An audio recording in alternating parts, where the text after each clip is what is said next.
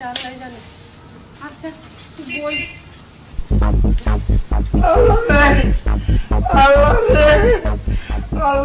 তোমার কি হইছে? তোমার কি হইছে? আরে তোমার কি মাথা কি? বসো বসো বসো। আল্লাহ তোমার মাথা কি হইছে? হ্যাঁ এই কাম কে করছে? আরে কে মানে হচ্ছে দুলাল্লাহ সেটা দুলাল্লাহ। হ্যাঁ দুলাল্লাহ। দুলাল্লাহ আমার কাছ থেকে 20,000 টাকা পাইতো, আজকে আমারে পাইছে। ক টাকা দাও? আমি তারে কইলাম তুমি কিছুদিন পরে নিও, কিছুদিন আগে আমার বাবা মা মারা গেছে, আমি এখন একটু বিপদ আছি। হচ্ছে না তোমার বোনের জামাই তুমি 50,000 টাকা দিতে পারছো, আমার টাকা আমার দাও। আমি তার কাছে সময় চাইলাম, এ কোন রকম মা মানান না। তারপরে এর লোক আরেকজন ছিল, এ আইসা পিছন থেকে আমার মাথায় বাড়ি দিয়েছে। ওহ কতলা রক্ত বেরিয়েছে রে।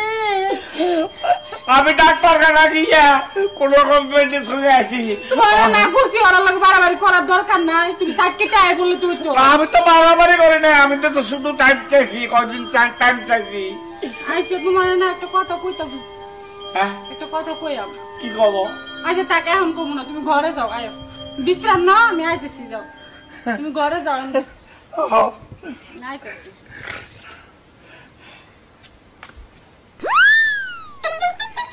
আল্লাহ দুলাভাই যা কথা এই সত্যি হয়। দেখছো দুলাভাই কইছে মাথা ফাটবো, ঠিকই মাথা ফাটছে আমার জামাই।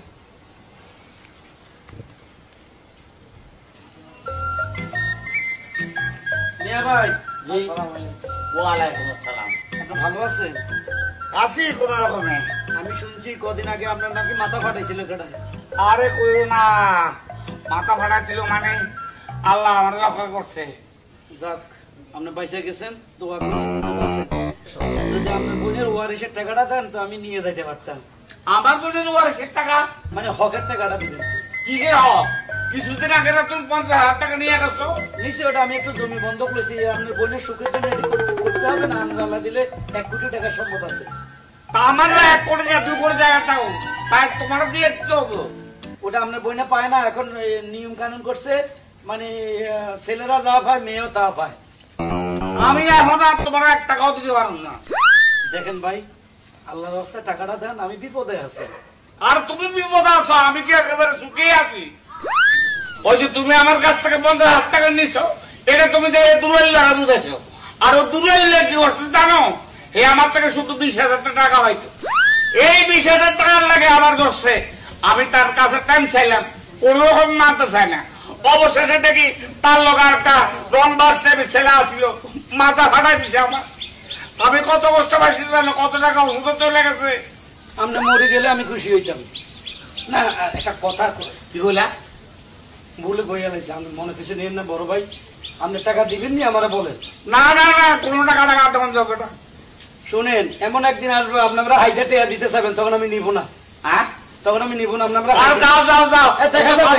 ওইসব ফালতু কথা কইয়া লাভ নাই। টাকা পাইয়া দুলাল্লাহ বুঝেছি, তার টাকা পাইছে তুমি নিয়ে যাও। ওরে বুঝাইতে গেলে কেন? ওরে বুঝাইয়া তুমি আমার উল্টা বাটটা খাওয়াইলা। কথা খা না, মাথা জানে সব গুরুপাক খাইতেছে। হঠাৎ আমার বউ আমার ডাইকা আমার বাড়ি থেকে পাঠাইয়া দিল। আমার নাকি কি বিপদ হইব, কি সমস্যা হইব, আমি তো কিছু বুঝতেছি না। আবার হলেও তার বাপের বাড়িতে যাইতে না, আমার নিজের বাড়ি, আমি নিজেই আজকে পাহারা দেবো, কোনো জায়গায় যাওয়া যাইব না।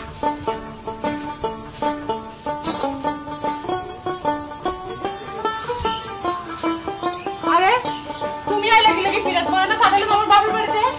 আরে পাড়ালে গেইব, আমি অনেক চিন্তা করে দেখছি, কোনো উদ্দেশ্য ছাড়া।